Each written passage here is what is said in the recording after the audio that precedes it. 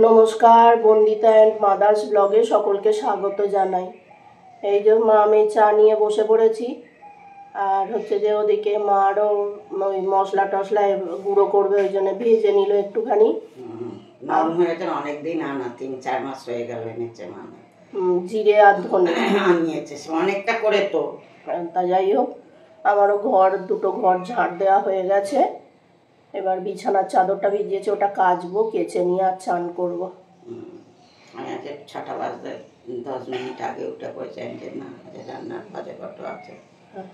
চলো চা খেয়ে নিই, আবার দেরি হয়ে যাবে।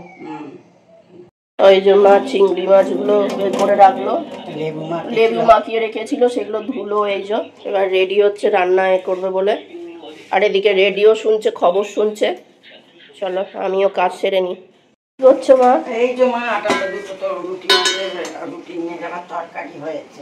আচ্ছা, ওইদিকে তরকারি হচ্ছে, পালং শাকের তরকারি হচ্ছে। আলুটা কম করে একটা দিয়েছি, একটা বড় না আলু।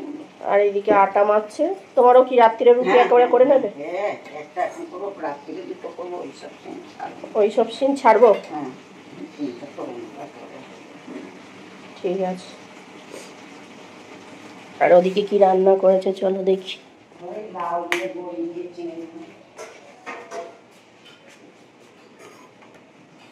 এই যে লাউ চিংড়ি করেছে, আর এদিকে ভাত। বলে না টিফিনে নিয়ে যাবার মতন তরকারি হয়েছে, ভালোই। হ্যাঁ, রাত্রিরে করে রুটি খাবো, তাহলে শীত পড়লে, আর দুপুরে করে টিফিন মুড়ি নিয়ে যাবো, দুবার করে রুটি সহ্য হবে না। আর এই মা আটা মাখছে। সবজি দিলে শাকগুলো হয়ে যায়, সবজিগুলো উপরে ডাং ডাং হয়।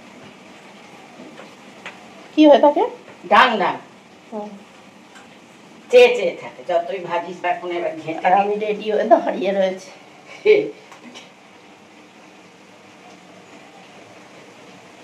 আগে ভাষা নেই, আমার মা বৌদিদের কাছ থেকে শেখা এসে। খেতে দেবে কখন? এই তো এবার দেবো, খেতে দিয়ে এসে তারপর রুটিটা করবো। মেখে রাখলাম, ব্যাস, আমার চিন্তা নেই। মেখে রাখলাম, হয়ে গেল, এসে রুটিটা করে নেব।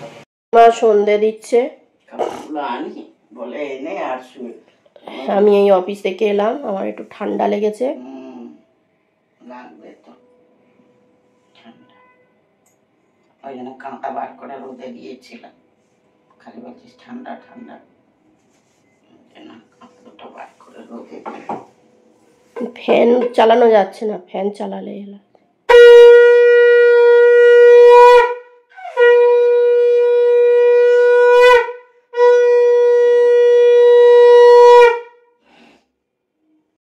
মা কোথায় গেলে? চা বসাওনি?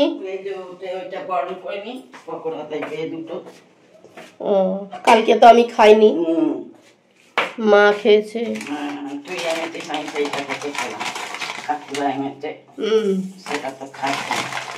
কাকুদের কটা দিয়েছো? কাকুরা 4টে দিয়েছিল, এনেছিল, কাকুদের 2টো দিয়ে দিয়েছি। বাড়িতে কটা দিয়ে দিয়েছো? বাড়িতেই 2টো দিয়েছি, কাকুদেরও 2জনকে 2টো দিয়ে দিয়েছি। আচ্ছা, আর আমি 3টে এনেছি। তুই 3টা এনেছিলি, সেটা কাকু কাকু একটা একটা দিয়েছে। বাবা এর জন্য 2টো পাঠিয়ে, ছেলেটা খেতে ভালোবাসে, ওই জন্য তো আমি কাকে।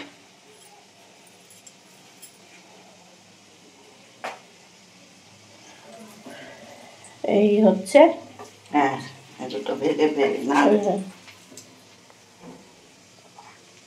ভেজিটেবিল চপ এসছে, মাও এসছে, খাবে। চাও রেডি হয়ে গেছে, এদিকে বসে আছি। আমার একটু শরীরটা গড়গড় করেছে, ঠান্ডা লেগেছে। প্যারাসিটামল খেয়ে নে না। খাচ্ছি। দেবো বার করে? দাও। এখন পয়সা নেই, হোক। এই দেখ, ডিনার করছে। হ্যাঁ, গিলে নিচ্ছে, বলা। হ্যাঁ, গিলে নিচ্ছে তো, চিবোচ্ছে না তো। ওই দেখ না, ওই আবার গোটা না দিলেও হবে না। অন্যদিকে দেখ, কেউ খেয়ে নেবে তোরটা নাকি? টপ করে গিলে নিতে হবে। হ্যাঁ, কি খাচ্ছিস রে? মাংস ভাত। মাংস ভাত? মাংস ভাত? মাংস ভাত, মাংস ভাত খাচ্ছে, মাংস ভাত। মাংস ভাত খাচ্ছে, খুব আনন্দ মাংস ভাত দিলে না? হ্যাঁ। আরে শরীরটা বিগড়তো না কেন বলো তো? বিগড়েছে ওই যে বেলায় চান করেছি, ওই জন্যে হয়েছে। আর হচ্ছে যে এই ওয়েদার চেঞ্জ হচ্ছে, তো আবার রাত্রিবেলা ফ্যান চালিয়ে শোয়া হচ্ছে, ওতেও কিছুটা ঠান্ডা লেগে যাচ্ছে। ফ্যান না চালালে গরম হচ্ছে, ফ্যান চালালে ঠান্ডা লাগছে, ওই জন্যে ঠান্ডা লেগে গেছে। আর কাল বেলায় চান করাতেও কিছুটা ঠান্ডা লেগে গেছে। এই ওয়েদার চেঞ্জ হচ্ছে তো এখন একটু এরম হবে। আর যাই হোক, আর গাছে খুব অফিসে খুব সুন্দর সুন্দর গাছ লাগিয়েছি। আজকে এক কাণ্ড হয়েছে অফিসে, একটা বাচ্চা এসছে আর অফিসে গোলাপ ফুল হয়েছিল একটা, খুব একটা বড় হয়নি যেহেতু ঠান্ডাটা সেরম পড়েনি বলে। গোলাপ ফুল ঠান্ডা পড়লে বেশি বড় বড় হয়। আর সে কী করেছে, মানে ও বারবার ওদিকে যাচ্ছিল, আর আমার তখন ডাউট হয়েছে। আমি বেরিয়ে দেখি ও কী করেছে, ফুলটা তুলতো ডাল সমেত ভেঙে দিয়ে আবার মাটির মধ্যে বসিয়ে দিয়েছে। আর আমার না গাছ এত কষ্ট করে সার টার দিয়েছি, কেউ যদি গাছের ফুল ছেড়ে বা গাছে করে আমার খুব রাগ ধরে, আমার খুব রাগ হয়ে গেছে। তারপরে ওর দিদিমা এসেছিল আসাতে, তারপর আমি বললাম যে আপনার নাতনি এরম গাছের ফুল আর ডাল সমেত ছিঁড়ে নিয়ে গেছে। অফিসে আর এক কাকু তাকে সে বলল যে ডালটা সমেত নিয়ে গিয়ে দেখাবেন। বলে বলছে যে আমারও খুব রাগ হয়ে গেছে। কাকুও বলছে আমি যতবার দেখব আমার লাগবে, খারাপ লাগবে, কষ্ট হবে। সত্যি তাই, ওই মানে অফিসে এত বাচ্চারা আসে, কেউ এরকম করে না। ও কেন এরকম করেছে? আর বাচ্চা এলেই আমি বাইরে বেরোই। আর আজকে আমি ভাবিনি যে ওই একটা ফুল থাকবে। ও একদিন আমার কাছে বলেছিল গাছের ডাল চেয়েছিল, তাই বলছি এই জবা গাছের ডাল লাগালে হয় না। অনেকেই চেষ্টা করেছে, ওই জবা গাছের ডাল লাগিয়ে হয়নি।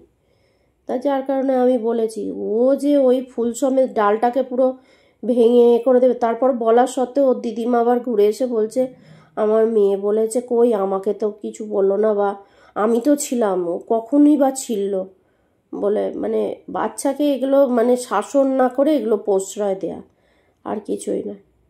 আর কাকু ঢুকেই বলেছে, বলে বাচ্চাকে নিয়ে আসবেন না এই কদিন। মা চুল বাঁধছে আর টিভি দেখছে, আমিও এদিকে বসে বসে টিভি দেখছি। শরীরটা একটু বিগড়েছে। আজকে অফিসে অনেকগুলো গাঁদা গাছ লাগিয়েছি, সে আর শরীরটা খারাপ, আর আজকে গাঁদা গাছ লাগিয়েছি, গাছে জলও দিয়েছি। তাহলে শুকিয়ে গেছিল গাছের গোড়াগুলো একদম, গাছে জল দিয়েছি, গাঁদা গাছ লাগিয়েছি। তারপর যে জবা ফুল গাছটা এনেছিলাম গ্রো ব্যাগে ছিল, ওটাকে কেটে কুটে নিয়ে আর এতে বসিয়েছি, মাটিতে বসিয়ে দিয়েছি।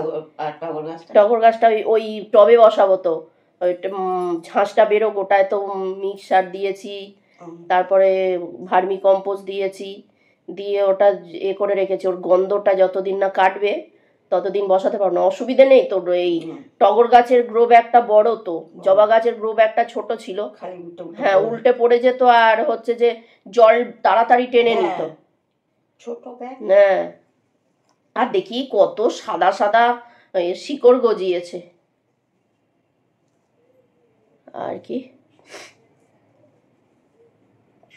যাই হোক, ভিডিওটা আজকে এখানেই শেষ করছি। তোমরা সবাই সুস্থ থেকো, ভালো থেকো, সাবধানে থেকো। আর ভিডিওটা যদি ভালো লেগে থাকে তাহলে লাইক করো, কমেন্ট করো, সাবস্ক্রাইব করো। দেখা হচ্ছে নতুন একটি ব্লগে।